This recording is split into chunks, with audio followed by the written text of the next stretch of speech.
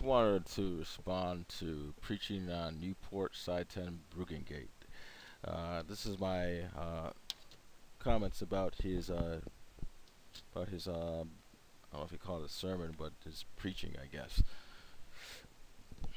Here are a couple problems with Sye Ten's preaching about the biblical foundation of morality. His examples or his foundation of why we should be moral just don't add up.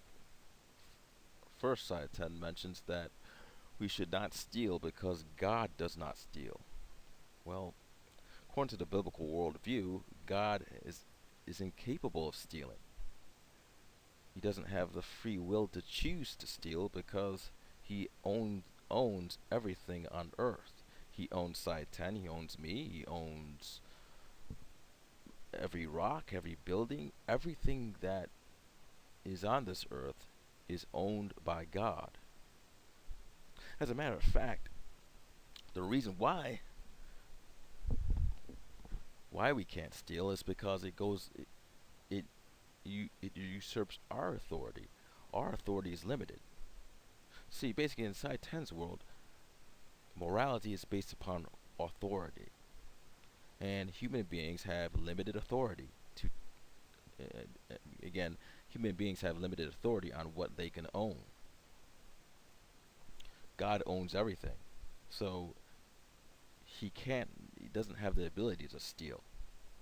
So that's the first flaw. Second flaw is that Sye Ten mentions that we should not lie because God is perfectly honest. I guess me and Sye Ten are going to have fundamental differences on what we call honest, because I cannot mold my view of honest to the Bible, which which I do not see as honest. I do not see how Yahweh is honest to Abraham when he tells Abraham, if we take this story as true, to go out to the altar with a sword. That is being absolutely dishonest in the sense that God's dishonesty was used as a test to test Abraham's faith. He wanted Abraham to believe that Abraham would have to sacrifice his son to God.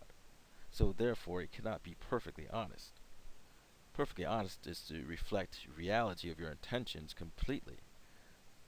So Abraham was deceived. He thought God intended for Abraham intended for Isaac to be sacrificed by a sword. So in that sense, he's not honest.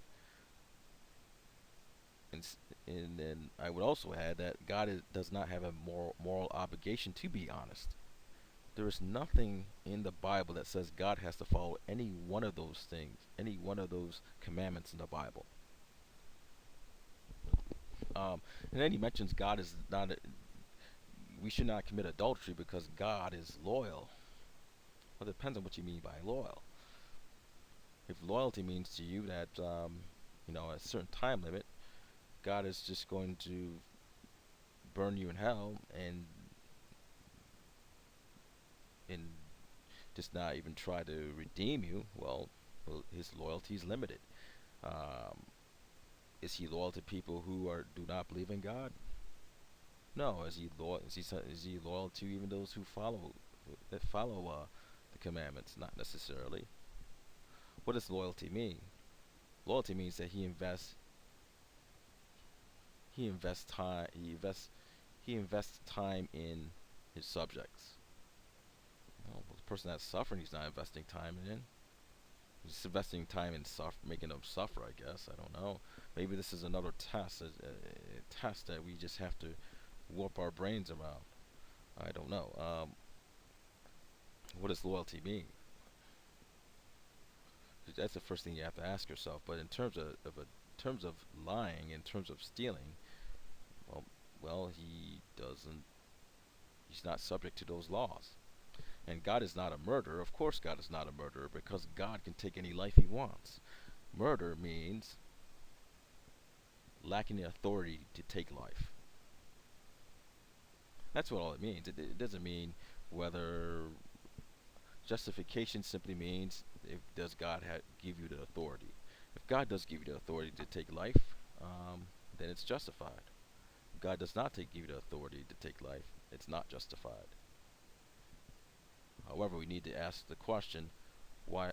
How do we know that the Bible is divinely inspired by God? How can Sye Ten demonstrate that the biblical authors were inspired by God and everything that is written in that Bible is 100% truth? He has no answer for that. He simply has his certainty. He simply has his 100% conviction that it's true. Unfortunately, that's not good enough. Um, those are a couple of problems I saw with Sye Ten's moral foundation, or its asserted claimed moral foundation. Um, Using God and saying God is a moral agent just patently doesn't make any. It's just politely, or how should I say this without? I should say this respectfully. Let me think about this. Okay, okay. To assert that God is a moral God, that actually the God that you worship follows a brand of morality that is just for himself, is just completely not founded in Old Testament or New Testament scripture. It is very obvious to us that God dictates, gives morality to his human creation, not to his animals, not to the other animals, but specifically to his human creation. That this type of morality is basically what wants how he wants human beings to act towards one another, and how he wants human beings to act towards God. So therefore you therefore imitating God would probably be going beyond the moral compass. Murdering people because you want to, or because you're angry at them, um, is only reserved for God. Taking other people's property as a human being is immoral or sinful, because only God can take property. Only God can demand property, because everything in this world, essentially, you are renting.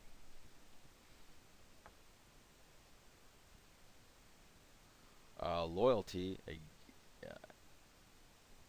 to say God is loyal would say that God could be more could be loyal to you in a context which is greater than him being loyal to himself.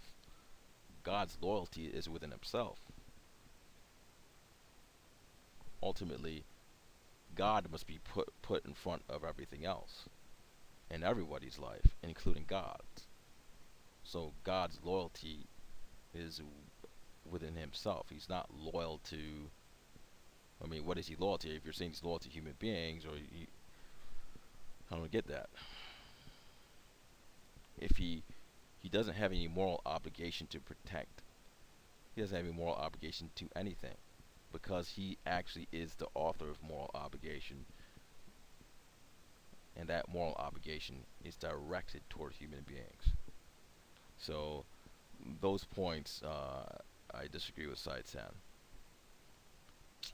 and I will be looking at Sye Ten's other arguments, and I will be writing responses to those as well. Thank you.